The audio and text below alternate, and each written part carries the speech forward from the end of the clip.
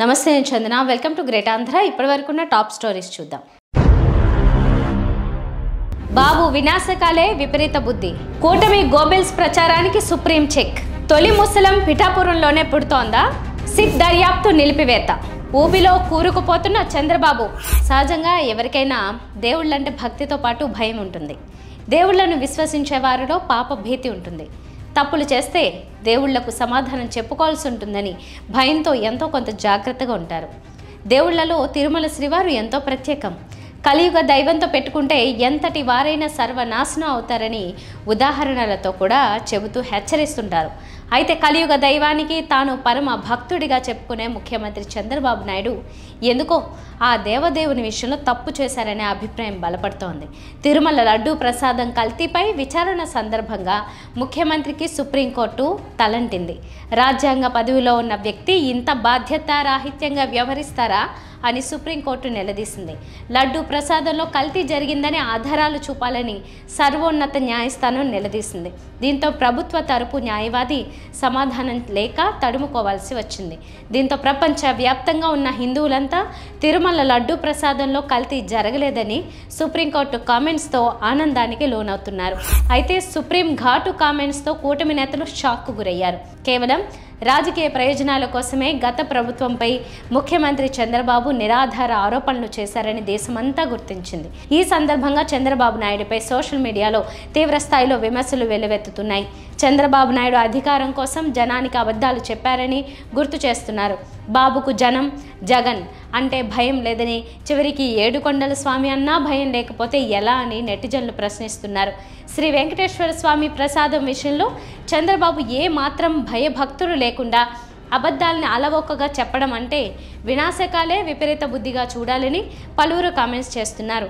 తిరుమల అంటే ప్రపంచవ్యాప్తంగా హిందువుల ఆరాధనా క్షేత్రమని చంద్రబాబు విస్మరించి ఇదేదో జగన్ను రాజకీయంగా దెబ్బతీయడానికి పనికొస్తుందనే తన మార్కు కామెంట్స్ చంద్రబాబు చేశారని పలువురు విమర్శిస్తున్నారు. చంద్రబాబుకు ఇది మాయని మచ్చగా చెబుతున్నారు. ఇప్పటికైనా ప్రజల మెదళ్ల మీద ఎన్డీఏ కూటమి పార్టీలు ఒక ప్రణాళిక ప్రకారంగా వెదజల్లుతున్న విషయం గురించి ప్రజలకు సరైన అవగాహన ఏర్పడాల్సిన అవసరం ఉంది. సరైన ఆధారాలు లేకుండా చంద్రబాబు నాయుడు విషపూరితంగా ప్రారంభించిన ఒక గోబెల్స్ ప్రచారాన్ని పవన్ కళ్యాణ్ సహా ఆయన బంది మాగధులు తీవ్ర స్థాయిలో కొనసాగించిన దుష్ప్రచారాన్ని గురించి ప్రజలు ఇప్పుడు వివేకంతో ఆలోచించాల్సిన అవసరం ఏర్పడింది. ఇదేదో వైఎస్ఆర్ కాంగ్రెస్ పార్టీ వారి తరపు నుంచి వెల్లడవుతున్న సందేహం అభ్యంతరం కానే కాదు. సాక్షాత్తు సుప్రీం న్యాయస్థానం లడ్డూ నెయ్యి వివాదానికి సంబంధించిన పిటిషన్లను విచారిస్తూ వెలిబుచ్చిన సందేహాలను బట్టి ప్రజలు తమ సొంత బుద్ధితో ఆలోచించాల్సిన అవసరం ఏర్పడుతోంది. తిరుమల శ్రీ వెంకటేశ్వర స్వామి వారి ప్రసాదం తయారీలో వాడే నెయ్యిని కల్తీ చేస్తున్నారనే ప్రచారం దేశంలోని హిందూ సమాజాన్ని మొత్తంగా ఉలికిపడేలా చేసింది. పార్టీలతో నిమిత్తం లేకుండా ప్రపంచవ్యాప్తంగా ఉన్న హిందువులందరూ కూడా ఆగ్రహోదగ్రులయ్యారు. ఎవ్వరికి సొంత ఆలోచన రాలేదు. చంద్రబాబు అండుకో ఎలాంటి విషయాన్ని ప్రజల మెదళ్లలోకి ప్రవహింపచేయాలని అనుకున్నదో అదే విషపు మాయలోనే వారంతా ఉండిపోయారు. తిరుమలేశుడిని భక్తిగా సేవించుకునే ప్రతి ఒక్కడూ కూడా వైసీపీ అధినేత జగన్మోహన్ రెడ్డిని తిట్టడం ప్రారంభించారు. తీరా మాజీ ఎంపీ సుబ్రహ్మణ్య స్వామి, టీటీడీ మాజీ చైర్మన్ వైవి సుబ్బారెడ్డి తదితరులు దాఖలు చేసిన పిటిషన్ల విచారణ సందర్భంగా ప్రజల మెదళ్ల మీద కమ్ముకున్న విషపు మేఘాలు తొలగిపోయే పరిస్థితి ఏర్పడుతోంది. ఏ నెయ్యినైతే పరీక్షలు చేయించారో ఆ నెయ్యిని అసలు లడ్డూ తయారీకి వాడనే లేదని సాక్షాత్తు టీటీడీ ఈవో చెబుతుండగా లడ్డూలు కల్తీ అయినట్టుగా ముఖ్యమంత్రి చంద్రబాబు నాయుడు ఏ ఆధారాలతో ప్రకటించారని సుప్రీం ప్రశ్నిస్తోంది. కూటమి పార్టీల మధ్య ఐక్యత 5 ఏళ్ల పాటు సుస్థిరంగా ఉంటుందా లేదా అనే సందేహాలు ప్రజల్లో చాలానే ఉన్నాయి. ఏదో ఒకనాటికి వీరి ఐక్యతలో ముసలం పుట్టక తప్పదని, అయితే ఆ ముసలం ఎప్పుడు పుడుతుందో అని ఆలోచిస్తున్న వారు కూడా ఉన్నారు. అయితే కూటమి ఐక్యతకు ప్రమాదకరంగా పరిణమించగల తొలి ముసలం సాక్షాత్తు డిప్యూటీ ముఖ్యమంత్రి పవన్ కళ్యాణ్ ప్రాతినిధ్యం వహిస్తున్న పిఠాపురం నియోజకవర్గంలోనే పురుడు పోసుకోవడం గమనార్హం. ఇక్కడ కోఆపరేటివ్ అర్బన్ బ్యాంక్ ఎన్నికల్లో తెలుగుదేశం జనసేన పార్టీలు పరస్పరం తలపడుతున్నాయి. పిఠాపురం కోఆపరేటివ్ అర్బన్ బ్యాంకుకు 5 డైరెక్టర్ల పోస్టులకు ప్రస్తుతం ఎన్నికలు జరగబోతున్నాయి. సాధారణంగా రాష్ట్రంలో ఏ పార్టీ అధికారంలో ఉంటుందో ఆ పార్టీకి చెందిన వారినే 5గురు డైరెక్టర్లుగా ఏకగ్రీవంగా ఎన్నుకోవడం అనేది ఆనవాయితీ. దీనికి తగినట్టుగా ఇప్పుడు జరగబోతున్న ఎన్నికలకు వైఎస్ఆర్ కాంగ్రెస్ దూరంగా ఉండిపోయింది. అయితే అధికార కూటమిలోని తెలుగుదేశం, జనసేన పార్టీలు రెండూ కూడా తమ తమ ప్యానెల్స్గా 5గురు వంతున అభ్యర్థులను డైరెక్టర్ల పోస్టులకు పోటీకి దింపాయి. ఈ రెండు పార్టీల మధ్య ముఖాముఖి పోరు జరిగే అవకాశం కనిపిస్తోంది. 5 పోస్టులకు గాను మొత్తం 18 మంది నామినేషన్లు వేశారు. వీరిలో 6గురు ఉపసంహరించుకోగా 12 మంది మిగిలారు. తెలుగుదేశం, జనసేన పార్టీలు మాత్రం ఇంకా వెనక్కు తగ్గడం లేదు.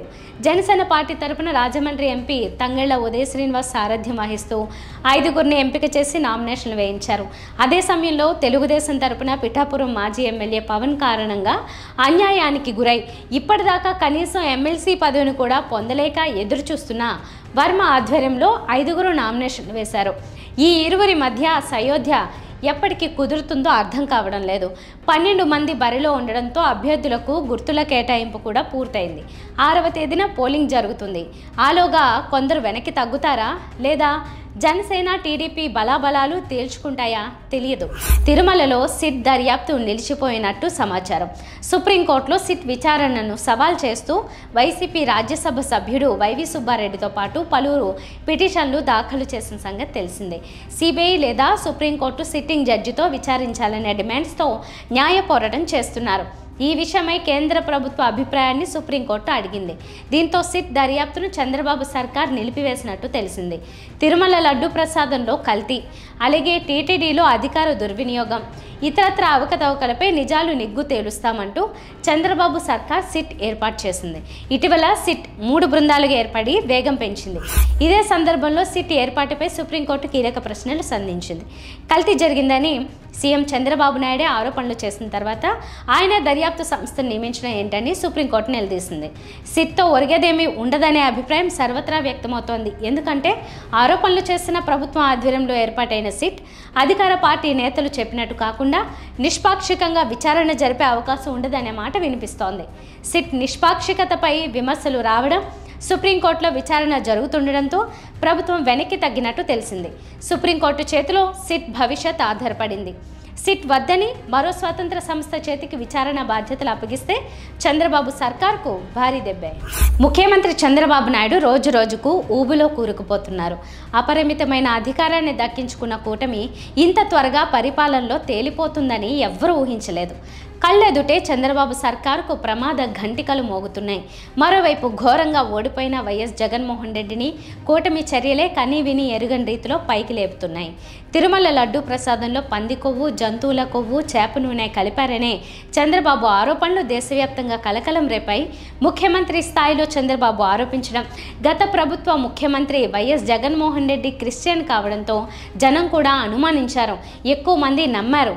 నిజం గడప దాటేలోపు అబద్ధం దేశమంతా చుట్టేసింది. చేతిలో అధికారంతో పాటు బలమైన మీడియా వ్యవస్థ ఉండడంతో జగన్పై ఎలాంటి ఆరోపణలు చేసినా నమ్మించొచ్చని తిరుమల ప్రసాదంపై ఆరోపణలు చేశారు. 2-3 రోజుల పాటు టీడీపీకి రాజకీయంగా కలిసొచ్చినట్టే కనిపించింది. ఆ తర్వాత వైసీపీ తేరుకుని వాస్తవాలేంటో మాట్లాడడం జగన్తో సహా ఆ పార్టీ నాయకులు మొదలుపెట్టారు. ఈ నేపథ్యంలో సుప్రీంకోర్టులో వైసీపీ పిటిషన్ వేయడం, విచారణలో భాగంగా అత్యున్నత న్యాయస్థానం సంచలన కామెంట్స్ చేయడంతో చంద్రబాబుతో సహా కూటమి నేతలు షాకు గురయ్యారు. ఇప్పుడేమీ మాట్లాడలేని దయనీయ స్థితిలో కూటమి నేతలు పడ్డారు. దేశవ్యాప్తంగా చంద్రబాబు నాయుడు, పవన్ కళ్యాణ్లపై తిట్టని వాళ్ళు లేరు.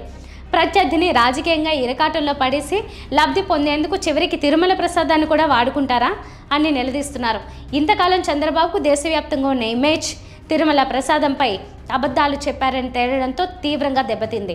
ఒక్క మాటలో చెప్పాలంటే తనకు తెలియకుండానే చంద్రబాబు పీకల్లోతు కష్టాల్లో కూరుకుపోయారు. ఎందుకు ఇలా అవుతున్నదో కూడా కూటమి నేతలకు దిక్కు తోచడం లేదు. ఇవి వాళ్ళ టాప్ స్టోరీస్. మరిన్ని అప్డేట్స్తో కలుద్దాం. నమస్తే.